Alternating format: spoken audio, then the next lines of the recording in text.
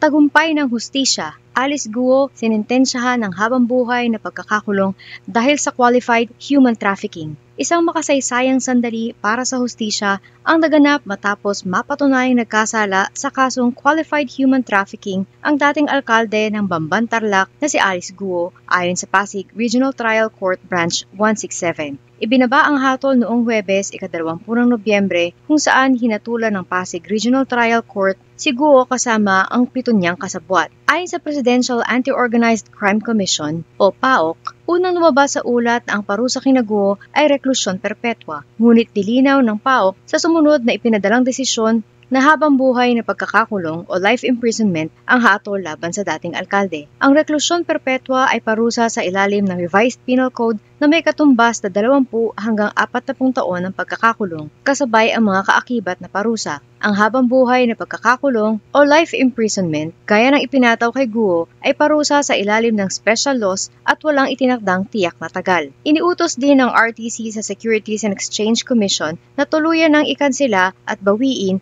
ang pagpaparehistro ng Baofu Land and Development Incorporated, Hongsheng Gaming Technology Incorporated at Zunyuan Technology Incorporated. Ang mga sumusunod ang kinikilalang nagkasala ayon sa PAOC. Sa pagsasaayos ng trafficking sa loob ng Baofu Compound, sina Alice Guo, Jamelyn Santos Cruz, Rachel Malonzo Carrion at Walter Wongrong. Para sa mga aktong trafficking, sina Wang Weili, Wu Lidong, Nong Ding Chang at Lang Shupong. Sa isang panayam, ibinahagi ni Senior Assistant State Prosecutor Olivia Torrevillas na ang Baofu Compound ay kinumpiska at pabor na ibinigay sa pamahalaan. Gayunpaman, 8 kasamahan ni Guo ang napawalang sala. Hindi ibinunyag ni Torrevillas ang kanilang mga pangalan dahil sa confidentiality. Hindi personal na dumalo ang dating alkalde at ang iba pang hinatulan sa pagbaba ng desisyon. Nakilahok lamang siya sa promulgation sa pamamagitan ng video conference. Nagsimula ang kaso sa mga ilegal na aktibidad na konektado sa mga Philippine Offshore Gaming Operators o POGOs sa Bamban Tarlac kung saan pinilit ang daang-daang manggagawa na magsagawa ng scam sa ilalim ng banta ng pagpapahirap sa isang online gambling center na pinamamahalaan ng mga Tsino. Ni-raid ang malawak na pasilidad noong Marso 2024 matapos makatakas ang isang Vietnamese na manggagawa at tumawag sa pulisya. Ang nasabing complex ay may kasamang mga office building, mamahaling villas,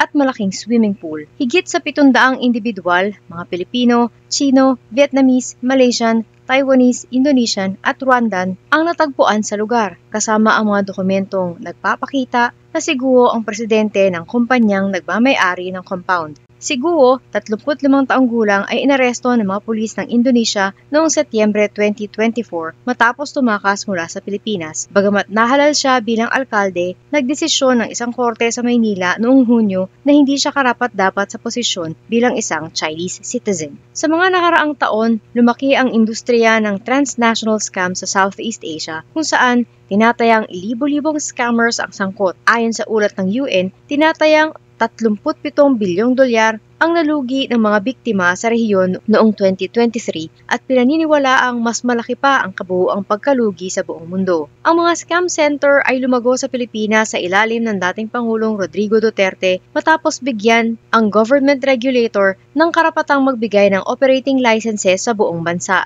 Bilang tugon sa tumitinding galit ng publiko sa kaso ni Guo noong 2024, nag-anunsyo si Pangulong Ferdinand Marcos Jr. ng pagbabawal ng mga offshore gaming operations at inutusang paalisin ang mga dayuhang nagtatrabaho sa lugar na ito.